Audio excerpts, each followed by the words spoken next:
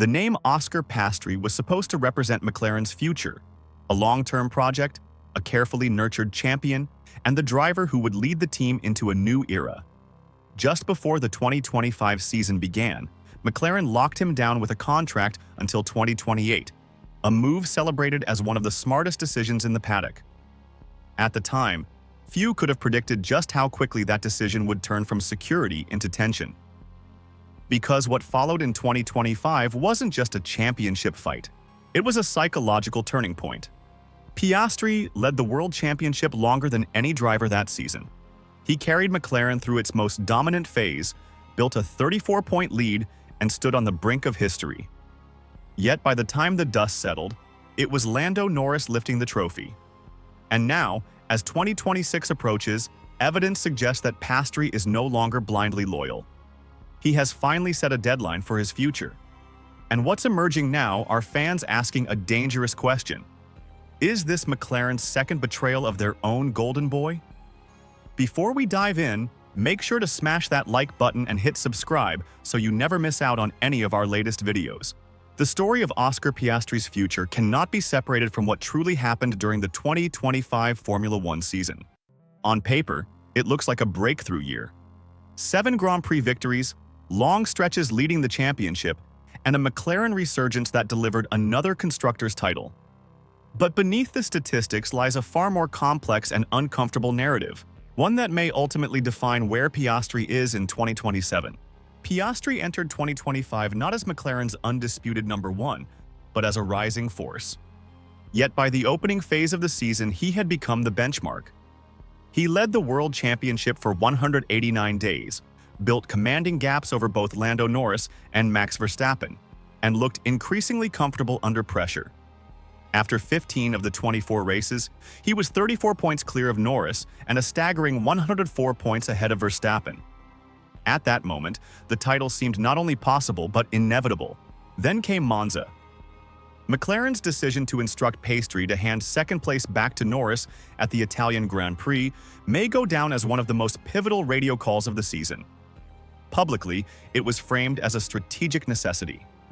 Privately, many believe it marked the beginning of Piastri's unraveling.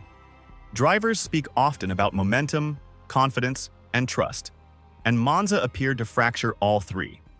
From that weekend onward, Piastri's sharp edge dulled. His results became erratic, and the calm assurance that defined his early season began to fade. The situation deteriorated further in Austin. A sprint race collision between Piastri and Norris ended with McLaren placing the blame squarely on the Australian. Whether justified or not, the optics were damaging. For a driver who had carried the team for much of the year, being publicly singled out sent a powerful message, one that did not go unnoticed by fans or paddock insiders. Singapore only added fuel to the fire. When Norris clashed wheels during an aggressive overtake for P3, McLaren chose not to intervene decisively. To many observers, it felt like a continuation of a pattern. When margins were tight and tensions high, Piastri was the one expected to absorb the consequences. This context is critical to understanding why questions about Piastri's future have intensified. Despite signing a long-term contract until 2028, just before the 2025 season, that deal is believed to include a release clause allowing him to leave at the end of 2026. And crucially, Piastri has now decided when he will consider activating it. Reports suggest that Piastri and his manager Mark Webber will wait until the middle of the 2026 season before making any definitive decisions. This timing is deliberate. The 2026 regulations represent the biggest technical reset in modern F1 history.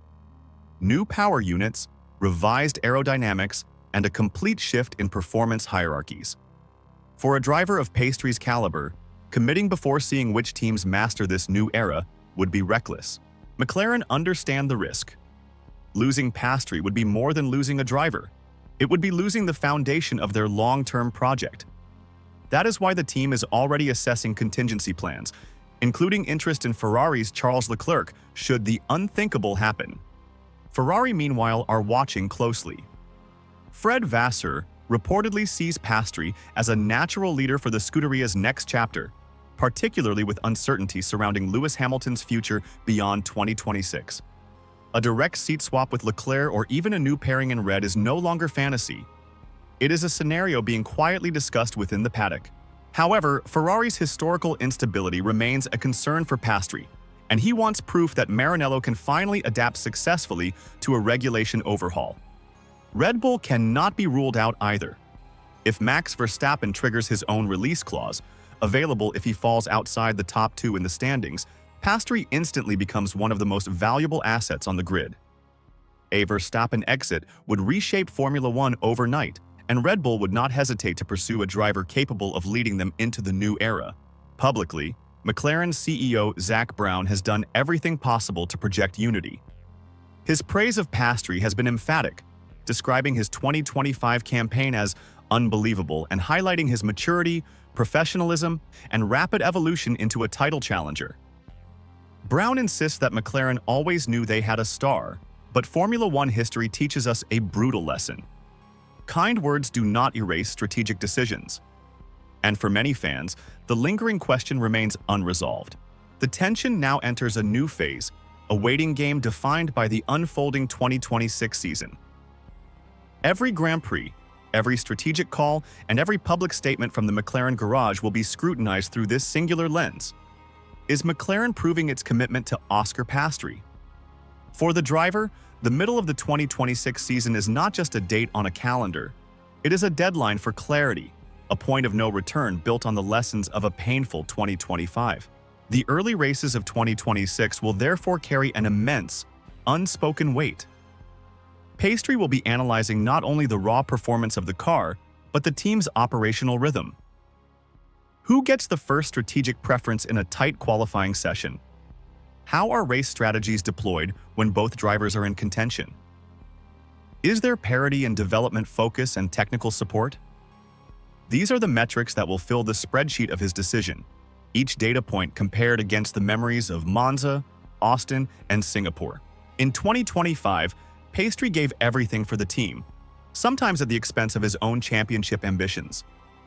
When the season ended, it was Norris wearing the crown.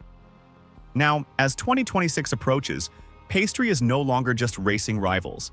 He is evaluating loyalty, ambition, and whether McLaren truly see him as their future or merely a tool used when convenient. And that is why his decision may define the next decade of Formula One. So now the question hangs over Woking like a storm cloud.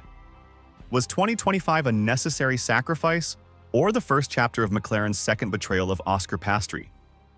And when the dust settles in 2026, will Piastri still be wearing papaya? Or will he be leading a new era at Ferrari or even Red Bull? Let me know your thoughts in the comments below.